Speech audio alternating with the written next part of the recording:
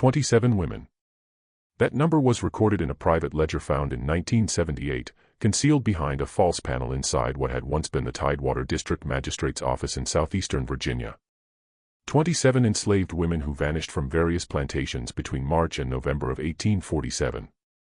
Their absences were meticulously documented by someone who took great pains to ensure these records never saw official daylight. The entries are precise. Names, ages, physical descriptions, dates last seen, all written in the same neat hand that authorized county property transfers and marriage licenses. But here is what makes this document truly chilling. Beside each name, in a different ink, someone added a single word months or years later.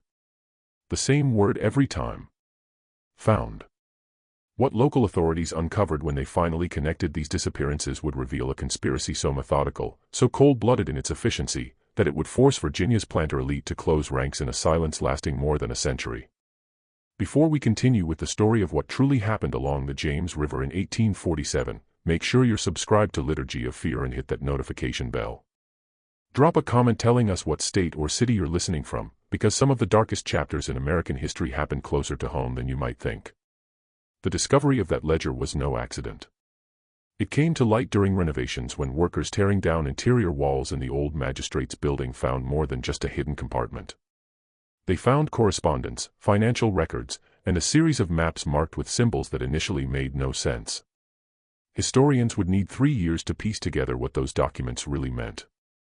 And when they did, several refused to publish their findings. Those who did faced pressure from descendants of prominent Virginia families who claimed the research was sensationalist, designed to tarnish reputations built over 2 centuries. But the evidence was there, preserved in the very materials those families' ancestors had used to build their fortunes. The spring of 1847 found Virginia's plantation country in a state of quiet prosperity, masking deeper anxieties. The James River corridor from Richmond to the Chesapeake Bay represented some of the South's most valuable agricultural land. Tobacco remained king, though soil exhaustion was already becoming apparent. The great plantations stood as monuments to a way of life dependent on enslaved labor, whose numbers in Tidewater, Virginia had swelled to nearly twice the white population. This demographic reality bred constant fear. Nat Turner's rebellion, just 16 years past and 50 miles south, remained fresh in memory. Every unexplained absence sent ripples of paranoia through the white community. Slave patrols rode at night, authorized to stop any black person found away from their place of enslavement. Into this atmosphere came subtle changes few noticed at first. The Hanover County plantation of Josiah Hendricks reported that Dinah, age 24, with a scar above her left eyebrow, had run away in mid-March. The advertisement offered a $20 reward, but Dinah was never found. Neither was Sarah from the Langford plantation 3 weeks later, nor Mary from the Gaines property in May. By summer, plantation owners along 30 miles of the James were quietly discussing a problem. Enslaved women were vanishing, and despite extensive slave patrols and professional catchers, they weren't being recovered. The pattern was unusual. Only women aged 18 to 35 disappeared, targeted from mid-size plantations with 50 to 150 enslaved people. Most disturbing, the women left behind children. Enslaved mothers almost never ran away from their children. The bonds of family were stronger than iron shackles. Yet here were women vanishing who had sons, daughters, some still nursing infants. The spring rains that year were particularly heavy, swelling the James River and its tributaries, flooding low-lying fields, and making the back roads nearly impassable for weeks at a time. The mud, the isolation of property separated by swaths of dense pine forest and swampland, the chaos of planting season, all these factors created conditions where absences might not be immediately noticed. A woman sent to work in a distant tobacco field might not be missed for days. By the time someone realized she was gone, any trail would be cold. At the Grantham plantation on a riverbend, overseer Marcus Haywood noticed something troubling. 3 women from different work gangs vanished within 2 weeks in July. None had seemed discontent or received recent punishment. All 3 disappeared on foggy mornings when visibility dropped before sunrise. Haywood walked the property line searching for tracks, broken branches, any sign of direction. He found nothing, as if they had dissolved into the mist rising off the river. The enslaved community maintained a careful silence. Those questioned, sometimes brutally, claimed to know nothing. But among themselves, theories spread. An underground railroad conductor, slave traders stealing for the Deep South, or something darker from old stories about people who entered swamps and never returned. By August, a meeting was called at the Hanover County Courthouse, limited to affected plantation owners and overseers. 23 men gathered and laid out the scope. 19 women had vanished since March. The financial loss was staggering. Each woman represented $800 to $1,200 plus future labor. But more than money, the situation threatened the entire control structure. If people realized they could disappear without being caught, the psychological impact could be catastrophic. They discussed increasing patrols, larger rewards, professional slave catchers from Maryland and North Carolina. Most resisted involving the state militia. It meant public admission, newspaper attention, potentially sparking panic or more escape attempts. Instead, they pooled resources, hiring men whose reputation for tracking runaways was established. The tracking party arrived in early September, led by Tobias Fletcher, a man in his 40s with pale, unblinking eyes who'd built his career returning fugitives from as far as Pennsylvania. He brought 4 associates, each experienced in hunting human beings. They set up in a tavern outside Richmond, studying maps, reviewing descriptions, interviewing anyone who might have information. Fletcher's method was systematic. People left traces, needed food and shelter. Someone always knew something. What Fletcher discovered in his first week of investigation would prove more unsettling than the disappearances themselves. Fletcher's breakthrough came from an unexpected source. A free black waterman named Elijah Dobbs, who operated a small ferry crossing about 15 miles downriver from Richmond. Dobbs was careful, as all free black people had to be in Virginia, maintaining good relationships with white customers while avoiding anything that might threaten his precarious legal status. But Fletcher had a reputation for paying for information, and Dobbs had something to sell. On a humid Tuesday evening, as the last light faded and insects swarmed in clouds above the river, Dobbs told Fletcher about the boats. He'd seen them 3 times over the past 6 months. Always at night, always moving downriver with the current, always manned by 2 or 3 figures who knew how to handle watercraft with unusual skill. The boats were clinker-built, the kind used for river trade, nothing remarkable about them except that they passed in darkness without lights, which was both dangerous and suspicious. Boats traveling at night usually carried lanterns to avoid collisions and snags. These vessels moved dark and quiet, visible only when the moon was bright enough to catch the gleam of water on oar blades. The last time he'd seen one, perhaps 6 weeks ago, Dobbs had been checking his ferry lines near midnight when he heard the soft splash of oars. He'd stepped into the shadows and watched. The boat had passed within 30 feet of where he stood. He couldn't make out faces in the darkness, but he'd seen something that stuck with him, the silhouettes of multiple people sitting in the boat who never moved, never spoke, just sat perfectly still as the vessel slipped downstream. Something about their stillness had been wrong. Living people, even trying to be quiet, shifted and breathed and adjusted their positions. These figures might have been statues. Fletcher absorbed this information without visible reaction, paid Dobbs $5, and added a quiet warning. If the waterman mentioned this conversation to anyone else, Fletcher would ensure he regretted it. Free papers could be challenged, lost, declared forgeries. Dobbs understood perfectly. Over the next several days, Fletcher expanded his investigation along the river, talking to other watermen, fishermen, people who lived along the banks and might have seen unusual activity. Most claimed ignorance, but patterns emerged, scattered reports of boats moving at night.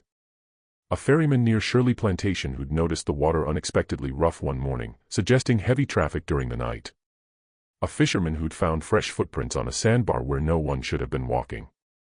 The more Fletcher learned, the more certain he became that the river itself was the key. The James River system was extensive, with dozens of creeks and tributaries branching into the interior, many navigable by small boat. Someone using waterways could move people without leaving tracks on roads, could bypass the system of checkpoints and patrols that made overland escape so difficult. But this raised new questions. Where were they going? The river led eventually to the Chesapeake Bay and the Atlantic beyond. But you couldn't simply row enslaved women to freedom. Even reaching northern states required careful planning, safe houses, contacts. The Underground Railroad existed, but its routes generally ran overland, and it certainly didn't have the capacity to move nearly 20 women in a matter of months. Fletcher decided to stake out a promising location, a bend in the river where the current slowed and a natural channel led to a small inlet surrounded by thick forest. It was isolated enough to serve as a meeting point yet accessible to anyone who knew the waterways. He chose a moonless night in mid-September and positioned himself on high ground overlooking the inlet, accompanied by one of his men. They settled in before dusk, prepared to wait until dawn if necessary. The night was thick with sound. Cicadas, frogs, the occasional splash of fish or muskrat. The air hung heavy and still, pressing down like a wet blanket. Hours passed. Fletcher's companion shifted restlessly, swatting mosquitoes, but Fletcher himself barely moved. He'd spent countless nights like this, watching and waiting. Patience was his greatest skill. Around 2 in the morning, when fatigue was making everything seem unreal, Fletcher heard it, the soft, rhythmic sound of oars cutting water. He touched his companion's arm, and both men went motionless. A boat materialized from the darkness upstream, moving with the current. As it drew closer, Fletcher could make out 3 figures, 2 rowing, 1 in the stern. The boat turned into the inlet and grounded softly on the muddy bank. What happened next unfolded quickly. The 2 rowers, both appearing to be white men, though it was difficult to be certain in the darkness, stepped out and secured the boat. They waited, silent and watchful. Perhaps 15 minutes passed. Then came the sound Fletcher had been anticipating, movement through the forest, branches rustling, footsteps trying and failing to be quiet. A group emerged from the trees, 5 or 6 people, difficult to count in the shadows. The figures moved toward the boat with what looked like reluctance, urged forward by someone behind them carrying what might have been a long pole or stick. Fletcher had seen enough. He stood, called out for them to stop in the name of the law, and started down the slope toward the inlet. His companion followed, both men moving fast. The people at the boat scattered in different directions, all except the 2 who'd been rowing, and one other figure, who stood frozen for a moment before turning and running into the forest. Fletcher's companion took chase while Fletcher himself made for the boat, determined to prevent it from being pushed back into the current. He nearly reached it before one of the rowers came at him with an oar, swinging it like a club. Fletcher had anticipated violence and ducked under the swing, catching the man around the waist and driving him to the ground. They grappled in the mud while the second rower shoved the boat into deeper water and jumped aboard, rowing frantically into the darkness. Fletcher could hear his companion crashing through the underbrush somewhere in the forest. He could hear screaming, high-pitched and terrified, coming from multiple directions. The fight lasted perhaps 30 seconds before the man Fletcher was grappling with went limp in his arms. For a moment, Fletcher thought he'd knocked him unconscious. Then he smelled it, the distinctive metallic scent of blood, warm and viscous, soaking into the mud beneath them. The man had fallen onto something sharp in the struggle, a broken branch, or perhaps a knife that had tumbled from his belt. The wound was deep in the abdomen, and the man was making a wet, gurgling sound that Fletcher recognized. He'd heard it before. It was the sound of someone dying. Fletcher stood, breathing hard, and looked around. The boat was gone, disappeared into the darkness downstream. His companion was still somewhere in the forest, and lying in the mud, clutching the mortal wound in his belly, was a white man who would be dead within minutes. Fletcher knelt beside him, trying to make out his features in the darkness. The man's eyes were open, staring up at nothing, his breath coming in ragged gasps. "Who are you?" Fletcher demanded. "Who's running this operation?" The dying man's lips moved, but no sound came out except that awful wet gurgling.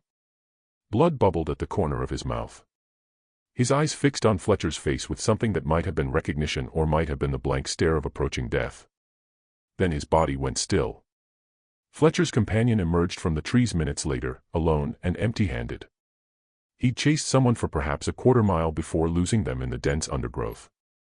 The other people, the ones who'd been herded toward the boat, had scattered completely. The forest had swallowed them all. They searched the immediate area by moonlight and found signs of recent activity, trampled vegetation, scraps of cloth caught on branches, the imprint of many feet in the soft earth near the bank. But most importantly, they found something that changed everything. Hidden in the bushes near where the boat had been moored was a canvas sack, probably dropped in the panic of Fletcher's arrival. Inside were documents, papers with names and descriptions, what looked like bills of sale, and a ledger recording dates and locations. Fletcher carried the dead man's body and the sack back to his horse, working quickly before dawn broke. He needed to examine everything more carefully, and he needed to identify the dead men. Someone would be looking for him. Someone would need to explain what he'd been doing at that inlet in the middle of the night, helping to load people onto a boat headed down the James River. What Fletcher discovered in those documents would crack the case open like a rotten egg, revealing something far worse than a simple escape operation. The dead man's name was Jacob Pruitt, and he'd been employed as a clerk at the Richmond office of Southerton and Company, one of Virginia's largest slave trading firms. This information sent Fletcher's investigation in a direction he hadn't anticipated. Slave traders dealt in human property, buying and selling people for profit, but they operated within a legal framework, maintaining records and paying taxes. They didn't typically run clandestine operations in the middle of the night, except the documents Fletcher found suggested exactly that. The ledger listed names, dates, and what appeared to be prices paid and received. Most entries were straightforward enough: purchases from estates, sales to plantation owners in Alabama and Mississippi, the routine transactions of the domestic slave trade. But there was a separate section, written in a different hand, that recorded something else entirely. These entries listed only first names or initials along with dates and cryptic location codes. The amounts noted were significantly lower than market value, sometimes less than half what a healthy young woman should command. Fletcher spent 2 days studying the papers before approaching the authorities. He understood the delicate nature of what he'd uncovered. Southerton and Company was a respected firm with connections throughout Virginia's planter class. Accusing them of criminal activity without ironclad proof would be professionally suicidal. But the evidence was compelling, and Pruitt's death at the scene of an obvious smuggling operation gave Fletcher legal standing to push further. The magistrate he finally approached was George Reynolds, a man in his 50s who'd served Hanover County for 2 decades and knew every prominent family in the region. Reynolds examined Fletcher's evidence with an expression that grew progressively darker. When he finally looked up, his first words were not what Fletcher expected. "How many people know about this?" Fletcher had brought no one else. Reynolds nodded slowly, as if this confirmed something he'd been thinking. Then he explained what Fletcher's investigation had stumbled into. The domestic slave trade was Virginia's dirty secret, though everyone knew it existed. The state's exhausted tobacco lands couldn't support the population of enslaved people that generations of natural increase had created. Meanwhile, the cotton boom in Alabama, Mississippi, Louisiana, and Texas created insatiable demand for labor. Virginia had become a breeding ground and export center, selling people south by the thousands every year. Families were separated, children torn from mothers, husbands from wives, all perfectly legal under Virginia law. The trade was brutal but profitable, and many prominent families supplemented their declining agricultural income through these sales. But even within this system, there were lines that weren't supposed to be crossed. Enslaved people sold south were supposed to be legally owned, properly documented, their sale recorded and taxed. What Fletcher had uncovered was something different, a network that was taking enslaved women without documentation, moving them downriver, and presumably selling them in markets where no one would ask questions about their origin. This wasn't just illegal, it was theft from other slaveholders, a violation of the property rights that formed the foundation of the entire system. Reynolds's concern wasn't humanitarian. He didn't care about the women being taken except as items of stolen property. What worried him was the threat to social stability. If plantation owners couldn't trust that their human property was secure, if there was an organized network stealing enslaved people for profit, it undermined everyone's investment. Worse, if this became public knowledge, it could create exactly the kind of scandal that abolitionists in the North loved to publicize, making Virginia look like a lawless territory where even slaveholders weren't safe from theft. The magistrate decided that Fletcher's investigation would continue, but quietly. No public announcements, no newspaper coverage beyond the routine runaway advertisements that had already appeared. Reynolds himself would contact certain plantation owners, those whose women had disappeared, and arrange for a private meeting. Meanwhile, Fletcher would follow the trail downstream, trying to determine where the boats were going and who was receiving the stolen property. This is where the investigation took its darkest turn. Fletcher traveled downriver following the James toward the Chesapeake, questioning dock workers and tavern keepers. The trail led to City Point, where the Appomattox joined the James. Here, information came easier. What Fletcher sought wasn't unusual, it was business as usual. 3 witnesses confirmed boats matching his description at City Point docks, arriving after dark, departing before dawn. Cargo had been transferred to larger vessels bound for southern ports. No one found this strange. Enslaved people moved through City Point constantly, shipped to Charleston, Savannah, Mobile, New Orleans. No one looked closely at documents or asked uncomfortable questions. Fletcher identified the Catherine Marie, a coastal trader making regular runs to Charleston. Its June manifest listed 32 enslaved people. Comparing with Pruitt's ledger, the correlations were obvious. At least 6 disappeared women had likely been on that ship under different names, described as legally owned property, though actually stolen. The scheme's beauty was its simplicity. Virginia's domestic trade moved thousands monthly. Documentation was often sloppy for distant sales. A woman from Hanover County could be given a false name, described as property of a fictitious owner selling due to debt, and shipped to Charleston where no one would connect her to a Richmond advertisement. She'd be sold at auction, money flowing to conspirators while the original owner absorbed the loss. But this raised the question that Fletcher couldn't answer: how were they taking the women in the first place? Enslaved people didn't just wander off plantations. They were watched, controlled, their movements restricted and supervised. Yet nearly 30 women had been removed without apparent struggle, without witnesses, without anyone seeing enough to sound an alarm until they were already gone. The more Fletcher learned about the distribution network, the less he understood about the initial abduction. The answer came from an unexpected source. One of the women who disappeared managed to come back. Her name was Rachel, and she'd been taken from a plantation in Goochland County in early August. She reappeared in late September, walking into the county courthouse in a state of near collapse, barely able to speak, her feet bloodied and her clothing torn. What she told authorities once they got her water and somewhere to sit would explain everything and nothing, revealing a conspiracy that went deeper than anyone had imagined while raising questions that could never be fully answered.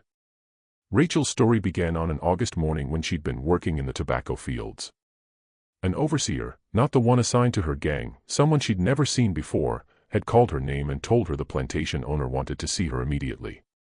This was unusual, but not unprecedented. She'd followed the men toward the main house, wondering what she'd done wrong, already preparing herself for punishment. But instead of taking her to the main house, the overseer had led her to a wagon waiting on a side road, where 2 other women from neighboring plantations were already sitting, looking confused and frightened. Before Rachel could run or scream, she'd been grabbed. A cloth soaked in something sweet-smelling had been pressed over her face, and darkness had swallowed her. She'd woken hours later in the hold of a boat, her wrists bound, her head pounding, unable to see anything in the complete blackness below deck. She could hear other women breathing around her, could hear the creak of wood and the splash of water against the hull. The boat had been moving downriver. What followed existed in fragments, darkness, being moved between locations, examined by men speaking about her as livestock, held in a warehouse near water where she heard ships and smelled salt air, then chaos, shouting, something breaking, running. In the confusion, Rachel slipped away and hid. Her journey back took 2 weeks, traveling at night, stealing food, drinking from streams, following the North Star and the river. She had no clear memory of her captors' faces, no names, only that some were white and at least one was black, possibly enslaved and forced to participate. The drug left her memories hazy. Rachel's return confirmed Fletcher's theory. An organized network had been systematically kidnapping women, drugging them, moving them downriver, holding them near City Point before shipping them south. The operation required insider knowledge of which plantations to target, when overseers would be distracted. It required resources, boats, holding facilities, southern market contacts. And it required ruthlessness, a willingness to kidnap and sell human beings with no regard for violence or property law. Fletcher had identified the distribution method. He had Jacob Pruitt's ledger connecting Southerton and Company to the illegal sales. He had Rachel's testimony about the kidnapping process. What he didn't have was the identity of the person running the operation, the individual who'd planned everything and profited most from it. That would require one more piece of evidence, one more break in the case that would come from the last place anyone expected. The meeting at Eagle Tavern in Richmond gathered 14 plantation owners, Fletcher, 2 sheriffs, and Thomas Waverly, a young attorney from the governor's office. Reynolds presented Fletcher's findings: nighttime boats, Pruitt's death and ledger, Southerton and Company's connection, Rachel's testimony about being drugged and held captive. The mood shifted from anger to something darker as the conspiracy's scope became clear. These weren't runaway slaves, this was theft by other members of their own class, people they did business with, attended church with, shared social obligations with. Discussion grew heated. Some wanted immediate raids on Southerton and Company, public prosecution. But Reynolds and others urged caution. James Southerton sat on 3 bank boards, had served in the legislature. Accusing him without absolute proof would trigger years of legal battles, destroying reputations. Thomas Waverley added another concern: publicity. Abolitionists would seize this as proof of systemic corruption, argue for federal intervention. Better to handle it quietly, prosecute without fanfare, avoid giving ammunition to slavery's enemies. Fletcher listened to all this with growing frustration. He was being paid to solve a mystery, and he'd solved it. The criminals were identifiable. The evidence was solid. That should be the end of the matter. But as he listened to these wealthy men debate strategy and public relations, he began to understand that the truth was more complicated than he'd realized. Discussion focused on a crucial question: the women sold south. Rachel had escaped, but she was the only one. The others, 26 women, were scattered across plantations from Carolina to Louisiana, living under false names, unable to prove their true identity. Recovering them would be nearly impossible, requiring multi-state cooperation and proof of ownership established months after the fact. Harrison Wickham, who'd lost 2 women, made a stunning proposal: let it go. Accept the financial loss. Shut down the network, but don't pursue prosecution that would expose everything publicly.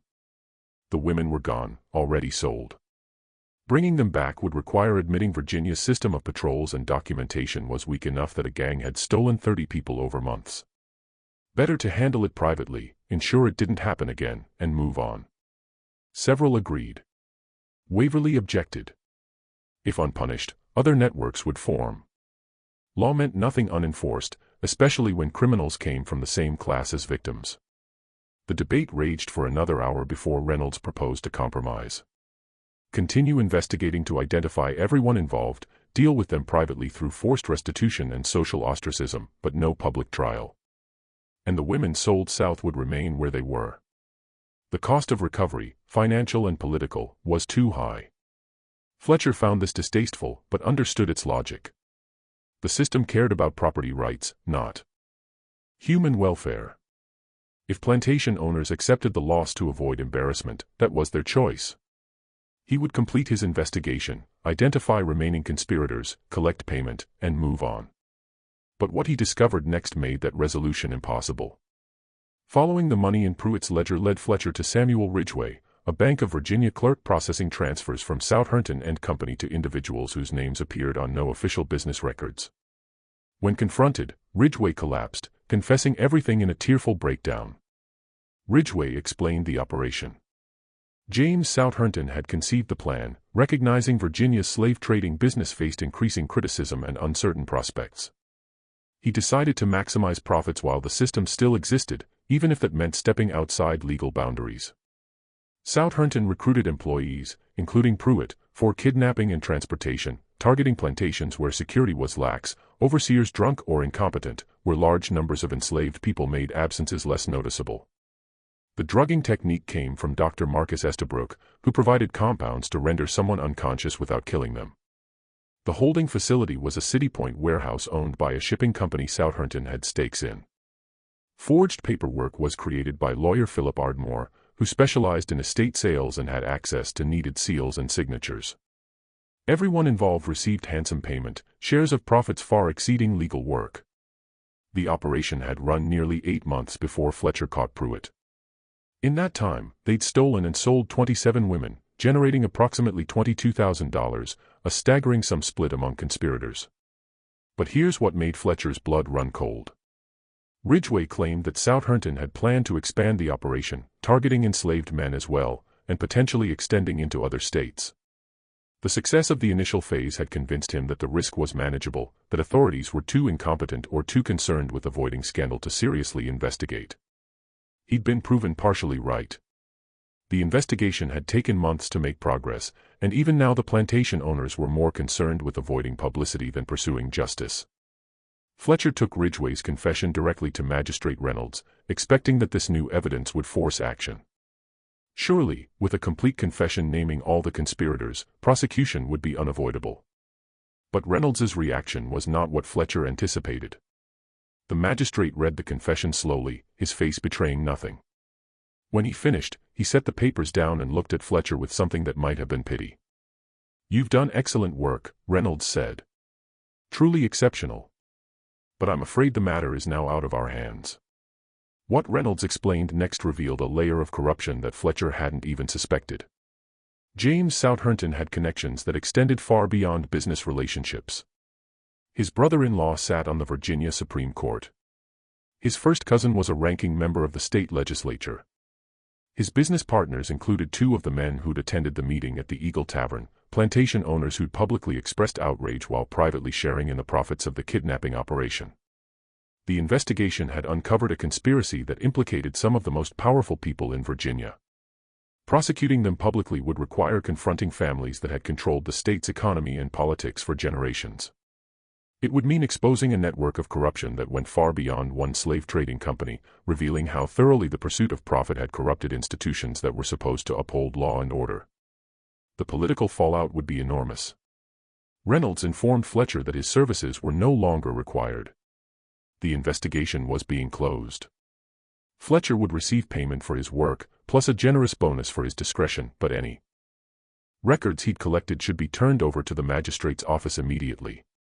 The confession Samuel Ridgway had provided would disappear into a locked cabinet, along with Jacob Pruitt's ledger and all other evidence Fletcher had gathered. Fletcher protested, argued, threatened to go public himself with what he'd learned. But Reynolds was ready for this response. Going public would accomplish nothing, the magistrate explained patiently. Fletcher had no documents, Reynolds would see to that.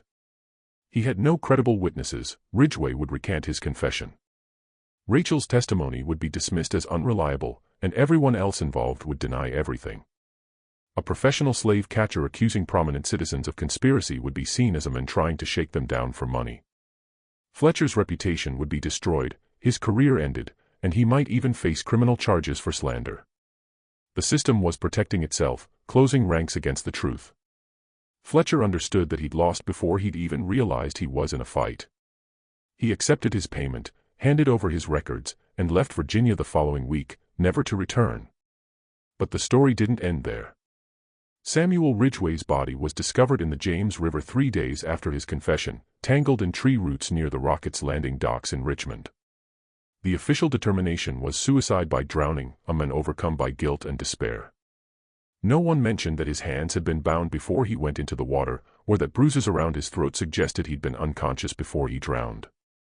The sheriff who examined the body noted these details in his private journal but signed off on suicide for the public record. Dr. Marcus Estabrook left Virginia in early November, supposedly to take a position at a hospital in Baltimore. He never arrived. His carriage was found abandoned on a road north of Fredericksburg, one wheel broken, the horses gone, no sign of the doctor himself. Another mysterious disappearance in a year that had seen too many. The authorities conducted a brief search but concluded that Estabrook had probably been robbed and killed by highwaymen, his body hidden somewhere in the dense forest along the road. The case was never solved. Philip Ardmore, the lawyer who'd forged the documents, developed a sudden interest in moving west. He sold his practice in Richmond and departed for Tennessee, where he supposedly planned to start fresh. According to records, he did establish a new practice in Memphis, but he died less than a year later from what was described as a fever. He was 38 years old and had been in good health. The pattern was obvious to anyone paying attention. Everyone who'd participated in the conspiracy at an operational level was either dead or driven out of Virginia within months of Fletcher's investigation being shut down. The people who'd actually done the work of kidnapping, drugging, transporting, and documenting the stolen women were being systematically eliminated, ensuring their silence permanently. Only the highest level of the conspiracy, James Southerton and his partners among the plantation elite, remained untouched. The enslaved community in Tidewater, Virginia, meanwhile, noticed that the disappearances had stopped. No more women vanished from tobacco fields or quarters in the night. The boats moving silently down the James River were no longer seen by watermen working late hours. Whatever had been happening was over, shut down as suddenly as it had begun. But the knowledge of what had occurred spread through whispered conversations, becoming part of the oral history that enslaved people passed down to their children. Be careful. Trust no one, because even those who claim to own you legally might find ways to make you disappear entirely. Rachel, the woman who'd escaped and testified, found herself in an impossible position. Her owner, upon her return, had been pleased to recover his property but deeply unhappy about her involvement in the investigation. Her testimony had embarrassed him, forced him to acknowledge publicly that his plantation security was inadequate. Within a month of Fletcher's departure from Virginia, Rachel was sold south, legally this time, with proper documentation, to a cotton plantation in Alabama. The official reason was that she'd become difficult and unreliable, unsuitable for work in Virginia. The real reason was that she knew too much, and her presence served as an uncomfortable reminder of a scandal everyone wanted to forget. The only person from the investigation who remained in Virginia and attempted to pursue the matter further was Thomas Waverly, the young attorney who'd represented the governor's office. Waverly had been appalled by how the case was handled, by the blatant corruption and the willingness of authorities to protect criminals because of their social status. He wrote a detailed report to the governor describing everything he'd learned and recommending prosecution despite the political difficulties. The governor never responded to this report. Instead, Waverly was quietly reassigned to administrative duties that kept him far from any real legal work. When he persisted in raising concerns about the case, he found himself increasingly isolated, his colleagues avoiding him, his superiors making it clear that his career prospects depended on his ability to understand when silence was appropriate.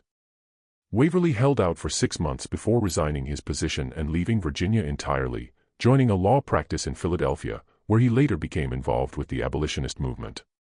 By the end of 1848, 14 months after the first disappearances, the entire affair had been successfully buried. Southerton and Company continued operating as if nothing had happened, though James Southerton himself gradually withdrew from day-to-day management, installing his son-in-law as the public face of the business. The plantation owners who'd lost women absorbed their financial losses and moved on. The criminal network that had kidnapped nearly 30 people was completely dismantled, its members dead, departed, or thoroughly intimidated into silence. But there was one loose end that no one had anticipated. One piece of evidence that survived the cover-up. In early December 1848, a package arrived at the office of the Richmond Enquirer, the city's leading newspaper. Inside was a letter and a copy of documents, not the originals that Fletcher had been forced to surrender, but copies he'd apparently made before turning over his evidence. The letter explained in clear, detailed prose exactly what had happened: the systematic kidnapping of enslaved women, the conspiracy involving prominent citizens, the investigation that had been shut down to avoid scandal, the subsequent deaths and disappearances of witnesses. The letter was signed, "A Friend to Justice." But the newspaper's editor, John Pleasance, recognized the handwriting. It belonged to Thomas Waverly, though Waverly had been careful not to include anything that could prove he'd sent it. Attached to the letter were copies of Pruitt's ledger, Ridgway's confession, and a list of the 27 women who'd been stolen and sold south, including the names of their original owners and the approximate dates they disappeared. Pleasance faced a difficult decision. Publishing this material would create exactly the kind of scandal that Virginia's elite had worked so hard to prevent. It would expose corruption at the highest levels of society, embarrass powerful families, and likely provoke retaliation against the newspaper and Pleasance himself. But it was also an extraordinary story, the kind of investigative revelation that newspapers existed to bring to light. And Pleasance, despite his own background as a slaveholder, had growing doubts about the institution he was part of. He sat on the material for 3 days, reading and rereading the documents, consulting with his editorial staff, trying to decide what the right course of action was. Finally, he made his choice. He would publish an edited version of the story, focusing on the kidnapping conspiracy itself while leaving out specific names of the most prominent citizens involved. This way, the truth would enter the public record without causing complete political chaos. The story ran in the Richmond Enquirer on December 12, 1848, under the headline, "Organized Theft of Slave Property Exposed in Tidewater Counties." It described in general terms how a criminal network had systematically stolen enslaved women and sold them south, how the conspiracy had involved people within the slave trading industry, and how authorities had failed to properly prosecute the crimes. It named Jacob Pruitt, already dead and unable to sue for defamation, and mentioned Southerton and Company in connection with Pruitt's employment, though it stopped short of accusing James Southerton directly. The reaction was immediate and intense. Other Virginia newspapers picked up the story, some running their own investigations, others dismissing it as sensationalist nonsense. Northern abolitionist papers seized on the article as proof that the slave system was inherently corrupt, using it as ammunition in the ongoing political debates about slavery's expansion into Western territories. Pro-slavery advocates in Virginia denounced the coverage as exaggerated and harmful to the state's reputation. James Southerton himself published a statement denying any wrongdoing, claiming that Pruitt had been a rogue employee acting without authorization and threatening legal action against anyone who suggested otherwise. Several of the plantation owners who'd lost women wrote letters to the editor confirming that disappearances had occurred but expressing confidence that they were due to escapes rather than kidnapping. Magistrate Reynolds issued a brief statement saying that his office had investigated the matter thoroughly and found no evidence of conspiracy beyond one reckless criminal who'd since died. But the damage was done. The story was out in the world, impossible to completely suppress. The facts might be disputed, details might remain hidden, but the basic truth had entered public consciousness. Something terrible had happened along the James River in 1847. Enslaved women had vanished, and the authorities had failed to protect even the property rights they claimed to hold sacred. John Pleasance paid a price for publishing the story. 3 weeks after it appeared, he was challenged to a duel by the son of one of the men implicated in Waverly's documents. The duel was ostensibly about an unrelated editorial, but everyone understood the real reason. Pleasance accepted the challenge as honor demanded and was killed by a pistol shot to the chest on a cold morning in January 1849. He was 40 years old. The killing of a newspaper editor for publishing an inconvenient truth shocked even Virginia's duel-accustomed society. There were calls for prosecution, but dueling occupied a strange legal space, officially illegal but socially tolerated among gentlemen. The men who'd killed Pleasance faced no serious consequences. The message was clear: some truths were dangerous to speak, and those who spoke them did so at their own risk. Yet, despite all the efforts at suppression, despite the deaths and the cover-ups and the threats, the story survived. It passed into Virginia's historical record as a strange incident from the antebellum period, details murky and disputed, but the basic outline preserved. And slowly, very slowly, pieces of additional evidence emerged over the years that confirmed what Waverly and Fletcher had uncovered. The full truth of what happened in 1847 wouldn't come to light until more than a century later, when the documents discovered during the 1978 renovation were authenticated and cross-referenced with other historical records that had survived in various archives. What those documents revealed was even darker than anyone in 1848 had imagined. James Southerton had indeed conceived and run the kidnapping operation, but he hadn't acted alone or even been the primary beneficiary.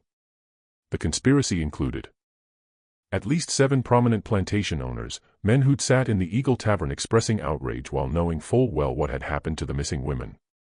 These men had been equal partners in the scheme, providing information about which plantations to target, helping to arrange the kidnappings, and sharing in the profits when the women were sold south.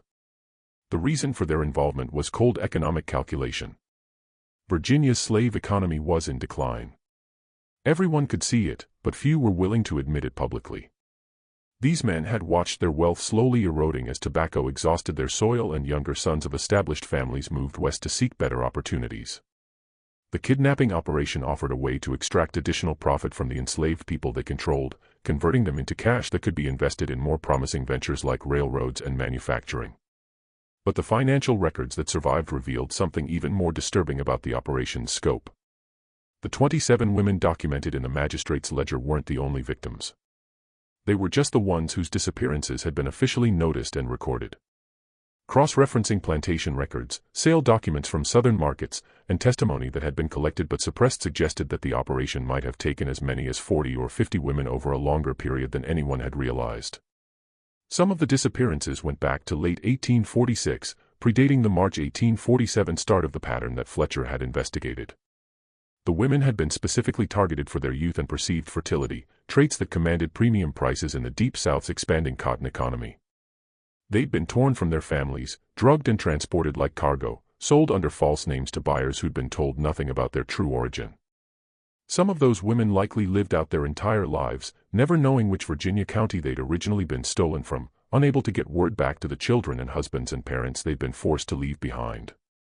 The holding facility at City Point had been more than just a warehouse.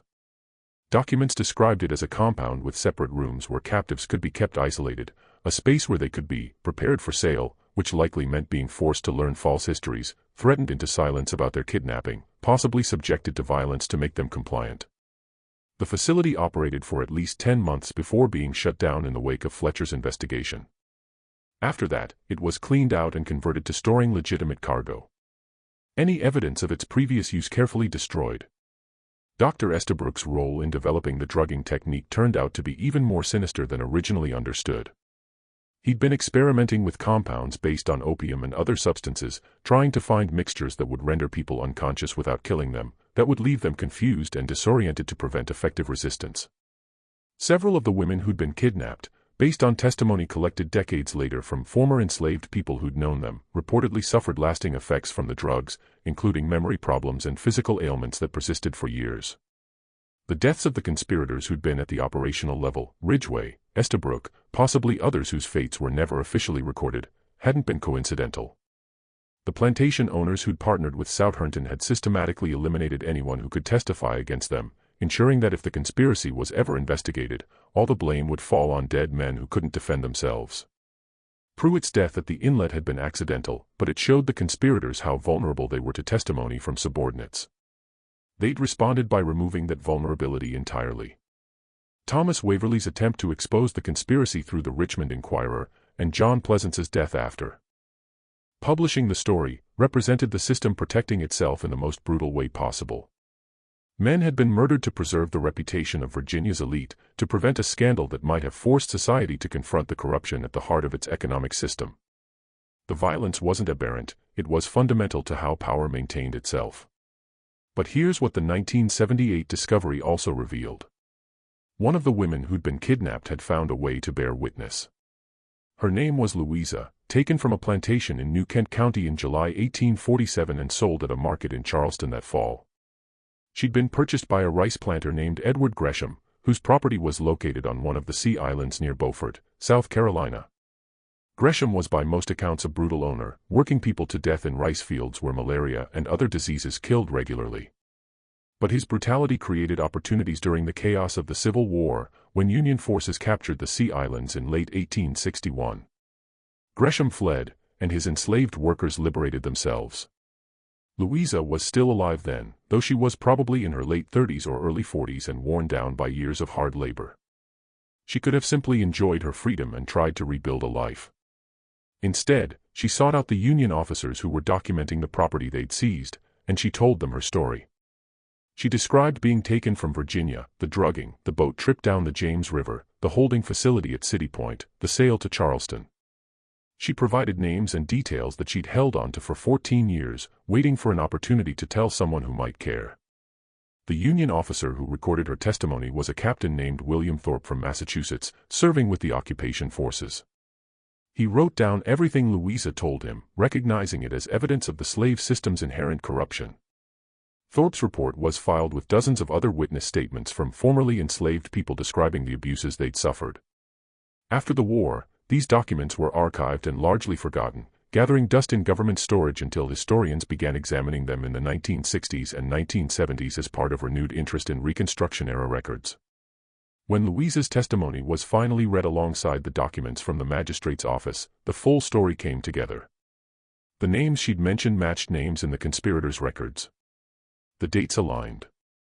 The descriptions of the holding facility at City Point corresponded with architectural details that could still be verified in 1978. She'd even remembered the false name she'd been given, Mary Jenkins, and historians were able to find a Mary Jenkins in the Charleston market records from fall 1847, described as being sold from the estate of a deceased Virginia farmer. Louisa's testimony didn't explain everything. There were still gaps, missing pieces, questions that could never be answered. But it provided verification from someone who'd lived through the horror, who'd spent 14 years carrying the truth until she found someone willing to listen.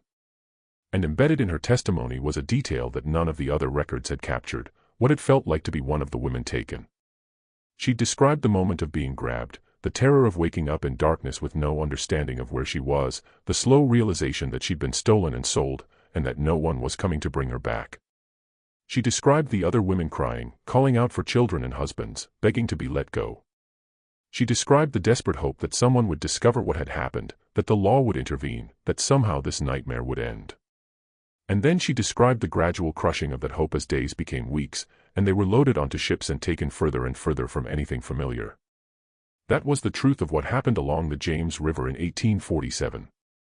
Not just a criminal conspiracy or a property theft, but a sustained act of terror inflicted on women who had no power to resist, no voice to protest, no protection from a system that viewed them as assets rather than human beings. The conspiracy was possible because the entire structure of slavery created conditions where such crimes could occur and be covered up with minimal effort. The real crime wasn't just what Southerton and his partners did, it was the system that made their actions feasible and that prioritized protecting powerful men over seeking justice for the powerless. The documents discovered in 1978 created a brief scholarly controversy. Historians debated how widely the findings should be published, whether it was appropriate to name the descendants of the men who'd been implicated, how much weight to give testimony collected more than a century after the events it described. Some argued that the historical record should be as complete and honest as possible, that understanding past crimes was necessary to prevent their repetition. Others worried about unfairly tarnishing family reputations based on the actions of ancestors who'd lived in a different moral context. In the end, the academic papers that were published tended to focus on the operational details of the kidnapping conspiracy while being circumspect about naming names. The plantation owners who'd partnered with Southerton were generally identified only by initials or described vaguely as prominent Tidewater families. James Southerton's role was documented but contextualized within the broader economics of Virginia's declining slave economy. The tone was analytical rather than accusatory, focusing on systemic factors that enabled such conspiracies rather than individual moral culpability. Local Virginia historians were less comfortable with the findings. Several published rebuttals questioning the authenticity of the documents, suggesting that the ledger could have been forged, that Louise's testimony might have been confused or embellished. One historical society member wrote an impassioned defense of the Southerton family, noting their contributions to Richmond's development and characterizing the conspiracy allegations as unfair demonization of ancestors who couldn't defend themselves. But for people who'd grown up hearing whispered stories from grandparents and great-grandparents, people whose families had been enslaved in Tidewater, Virginia during the antebellum period, the 1978 discovery wasn't shocking. It was confirmation. The oral traditions passed down through generations had preserved knowledge of women who disappeared, of boats moving on the river at night, of the terror that had pervaded enslaved communities during the year when anyone could vanish without warning. The official historical record was finally catching up to what they'd known all along. The debate about how to remember and discuss these events continues.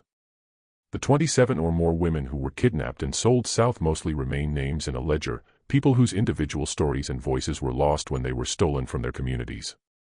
Louise's testimony provides a glimpse of what they experienced. But she was just one person, and her memory, recorded 14 years after the fact under the traumatic circumstances of a war zone, can only tell us so much. What we know for certain is that a conspiracy existed, that it operated for at least a year and possibly longer, that it involved some of the most respected citizens in Virginia, and that it was covered up through a combination of violence, intimidation, and the systemic corruption of legal institutions. We know that women were terrorized, families were destroyed, and the men responsible faced no meaningful consequences. We know that when the truth tried to emerge, people died to suppress it. The holding facility at City Point was demolished in the 1890s to make room for expanded railroad operations. The Southerton and Company offices in Richmond were destroyed by fire during the Civil War's final days when retreating Confederate forces burned much of the city's downtown. The plantations where the women were taken from have mostly been broken up or converted to other uses, their histories sanitized into stories of architectural significance and agricultural innovation that carefully avoid discussing the human beings who were enslaved there. But the James River still flows, carrying water from the Virginia mountains down to the Chesapeake Bay, past cities and towns that have grown and changed. While the river itself remains largely unchanged, people still boat on it, fish in it, build their homes along its banks. And if you know the history, if you understand what happened along these waters in 1847, you can't look at the river the same way. You see it as it was, a highway for human trafficking, a path that carried women into slavery, water that witnessed suffering and has kept secrets for more than a century and a half. The magistrate's ledger, with its careful entries and that one repeated word, found, sits in an archive now, available to researchers who request access. But what found really meant, what happened to those women after they were found and sold south, remains largely unknown. Some likely survived long enough to see emancipation in 1865, though by then they would have been in their 40s or 50s, worn down by decades of forced labor. Others probably died young, killed by disease or childbirth or the brutal conditions of cotton and rice cultivation. A few might have escaped again during the chaos of the Civil War, making their way north to freedom. But most would have lived out their lives far from Virginia, unable to return to the families they'd been torn from, unable even to be buried in the communities they'd come from. That's the final horror of what happened. Not just that these women were stolen and sold, but that they were erased. Their names were changed, their histories obscured, their connections to their original community severed so thoroughly that even now, more than a century and a half later, we can't fully trace what became of them. They exist in the historical record as entries in a ledger, as references in shipping manifests, as blank spaces where people used to be. What do you think of this story? Do you believe everything that happened along the James River in 1847 has been revealed? Or are there still secrets waiting to be discovered? Leave your comment below and share your thoughts. If you found this piece of dark history compelling, subscribe to Liturgy of Fear. Hit that notification bell and share this video with someone who appreciates the kind of true stories that textbooks often leave out. The past has more shadows than we usually acknowledge.